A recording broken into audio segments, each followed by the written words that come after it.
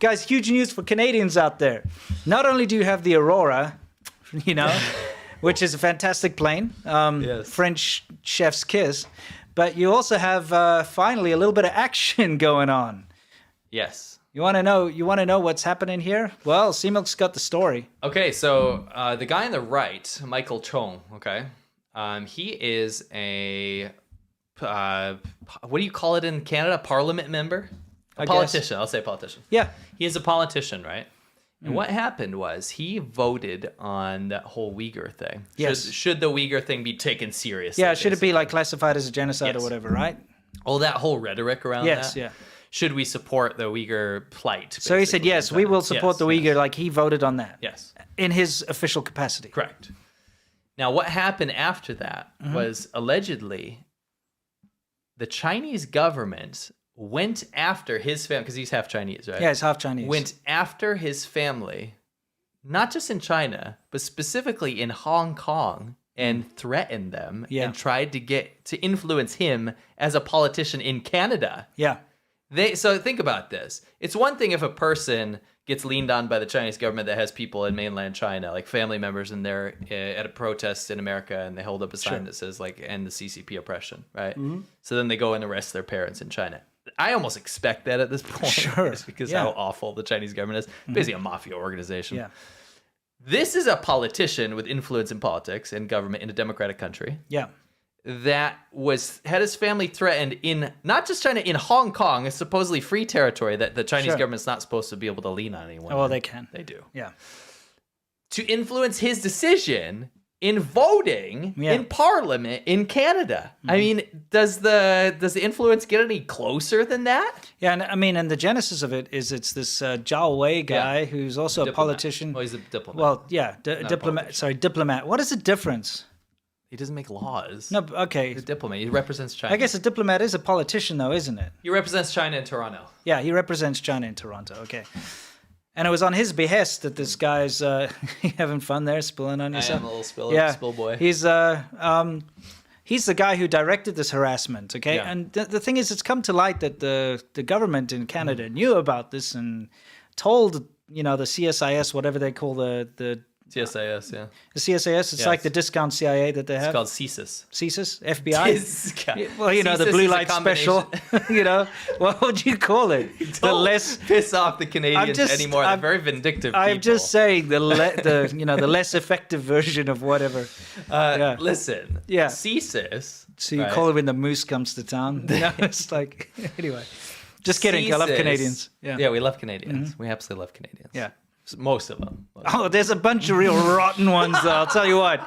Wow, there's some bad Canadians. There are some freaking bad Canadians out there. I'm just saying the ones that support China. Let's give a little clarity to that. Okay, yeah. The vast majority of CCP shills, so the people that spread propaganda on behalf of China, are Canadians. Yeah. And we're trying to figure out why. Yeah, there's something strange going on there. Weird. Yeah.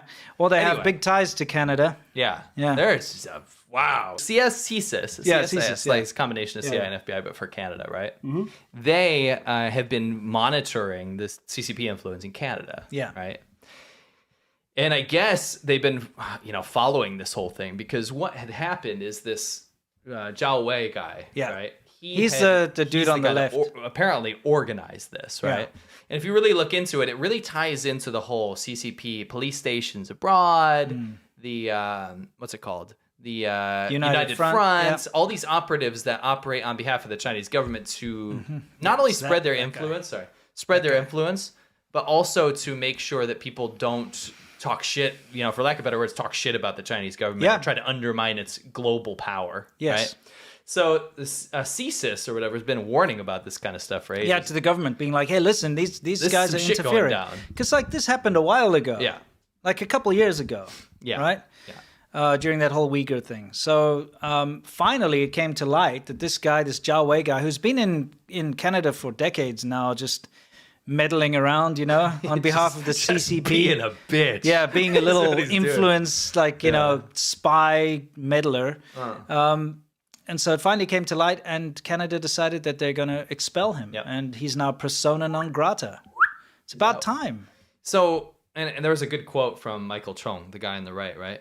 People of this isn't the quote, but this is kind of what it means. Yes, paraphrase. People of ethnic Chinese descent are scared of Chinese influence. He says something like, this is exactly what they're scared of. Yes. He's a half Chinese guy. And he's family. A freaking politician. Yeah, he's a politician with family in Hong Kong. He should have diplomatic immunity here. He shouldn't be messing with these people, right? Sure. China's literally trying to pull the strings and harass family to instigate/influence politics in Canada. That needs to be rooted out. Yeah. This is the final straw here, guys. Sure.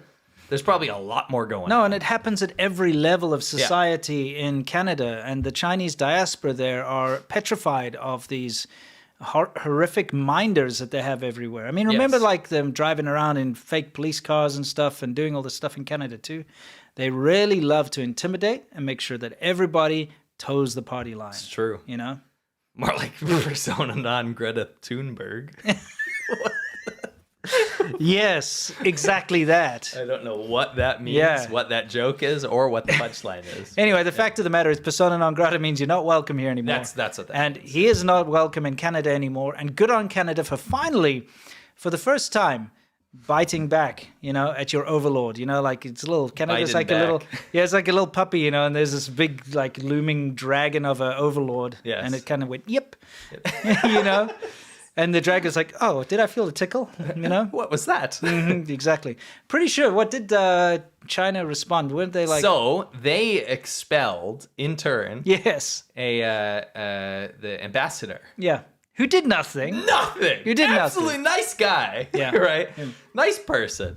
I want to read the official quote from the Chinese government. I thought this was quite nasty and hilarious. And this really is going to open your eyes. What did they say? It says, during a regular briefing Friday in Beijing, Foreign Affairs Ministry spokeswoman Mao Ning, we're trying to find out if she's related to Chairman Mao at all. By the way. We'll find out. She's from the same area. Yeah. Anyway, Mao Ning called the allegations in the intelligence report totally nonsense, groundless slander, and smears. Their favorite word is smears. Smear, dude. Chinese if you hear smears. smear, it's a dog whistle. It is. She said the Chinese ambassador, when summoned to the Canadian Foreign Ministry, lodged a strong protest. So let's just get this straight. Yeah. Zhao Wei, this guy, organizes a campaign to harass a politician in the country he's a guest in. Yeah. A diplomat, too, right? Organizes a protest against the organized local protest, Canadian citizen of Chinese descent to Threatens harass his family. Yeah. And then the Chinese Foreign Ministry says, no, you. Yeah, exactly. Wow. Yeah. Wow. Projection. Yes. Yeah, it's ridiculous. And by the way, Canada should know by now with the whole Meng Wanzhou hostage diplomacy thing that there is no rhyme or reason. So, you expel somebody for literally breaking the law in Canada. Now, because he's a diplomat, he just gets expelled. He would probably have gone to jail if he was a Canadian person for doing like international, transnational repression, for threats, for, all this stalking, whatever else. He would have probably gone to jail, right? Yeah. But because he's a diplomat, he just gets sent back home. Yeah. And so what does China do? They're like, oh, well, then we're sending your guy back home. And they just expelled, it's so dumb. Same with the Meng Wanzhou thing. It's like, oh, you're going to, hold one of our, our person for stealing and being corrupt and avoiding sanctions. Well, then we're just going to go find some high-level Canadians, the highest ones we can find in the wild, and just capture them.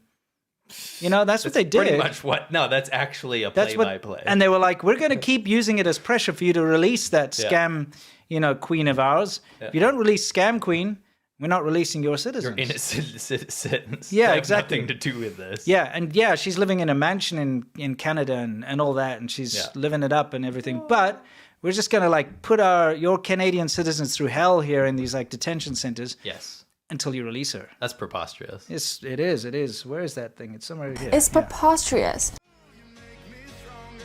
Probably eat someone's feces and it won't taste that bad if they've been eating chilies or something. I don't know. What the? It looks like it should be eating you. Hair, eyes, buttholes. Intestines I can stomach, but stomach I can't stomach. Yeah, it's not. But they were all just sitting around eating pig dick. Because the thing I ate was pig vagina. I ate pig dick. It's like eating genitals. It's just a bad idea. Sea penis. Sea penis. It looks and feels like a penis, right? Yeah. In your hand, and it slithers around and it's moving. It's so terrible. Venomous. Giant centipede. This is the end of my life. Yeah, absolutely. That is the worst food in the world. That might be the worst one yet. Oh, God. It makes me weak. Ugh.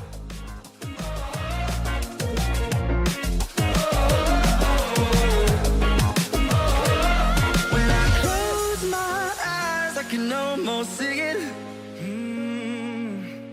When I take a breath, you fill up my lungs. And if my mind worked